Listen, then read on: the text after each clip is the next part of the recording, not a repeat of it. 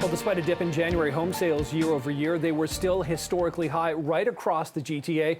And that's keeping in line with industry forecasts for the rest of this year. The Toronto Regional Real Estate Board says it expects 110,000 homes to be sold through its systems this year. Now, that is down 10% from last year.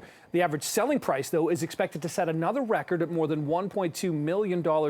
That is an annual increase of about 12%. Now, as supply remains scarce in many regions in the province, the question is, are there still some sort of affordable places that people can not only call home, but buy a home in? Lauren Zaza, CEO of Zoocasa, joins us now live this morning. Lauren Ha, good to see you this morning. So let's talk about this. Toronto seems to have priced out almost everyone. So when buyers come to you looking for affordable regions, maybe GTA or beyond, what are you telling them? What's the advice here?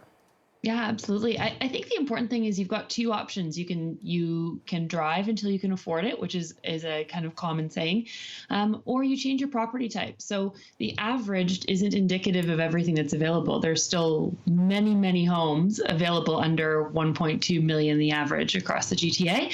Some of them are different property types. So condos, townhomes, semi-detached homes.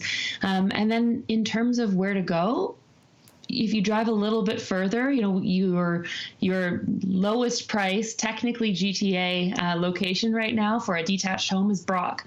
So a nice community within the Durham region. Right. And what's the average price in Brock, just to give us a sort of ballpark of, compared to that 1.2? Yeah, so the average price for a detached in the region is 1.5 across Durham. And then within Brock itself, we're looking at 774. So a very big discount to the rest of Durham. Now, I wonder, a lot of people have been working from home, Lauren, for the last couple of years. Who knows how long that's going to extend. That's likely pushed people further out from the 416 just because of the fact that you don't have to necessarily get in your car and make a drive. I don't know how long it would be from Brock, maybe an hour, hour and a half into the city one way.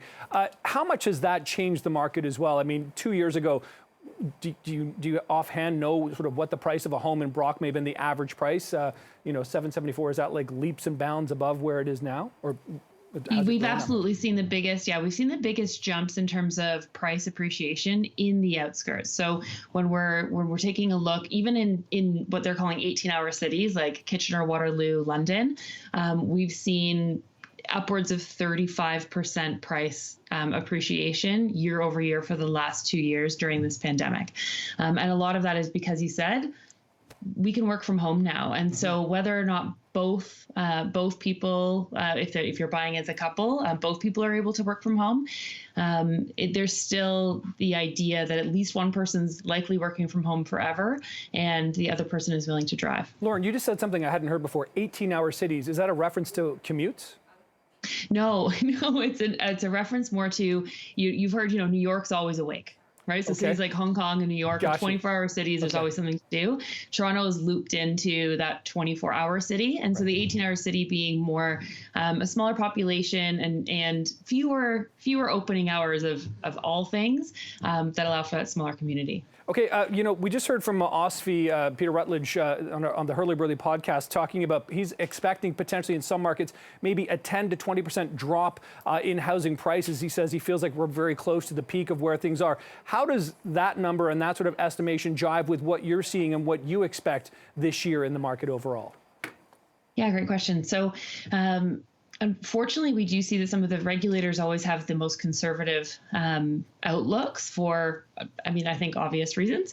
However, our issue right now is we just don't have the supply. So what I would counter to something like that is Scotiabank also put out a report, I believe it was 2020. But in terms of the G7 average, so the number of homes for our populations, the number of homes per 1,000 people in Canada. Canada has an average of 424 homes for every 1,000 people. The G7 average is 471. Wow. So that means in Canada, we need another 1.8 million homes overnight to be the G7 average in terms of kind of a balanced supply and demand. Yeah, last time I checked, that doesn't happen. Okay, Lauren Ha, I appreciate you breaking down those numbers. The CEO of Zoocasa, great to have you on the program again this morning. Thanks so much. We all love talking real estate. Take care. Yes, thank you so much. Take care.